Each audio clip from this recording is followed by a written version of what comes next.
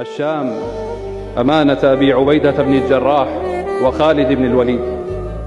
يا شام، كم كان يعذبنا أنين صوتها، فأي ذل أعظم من أن يحكمها طغمة الإجرام ويفعل بها الذي فعلوا.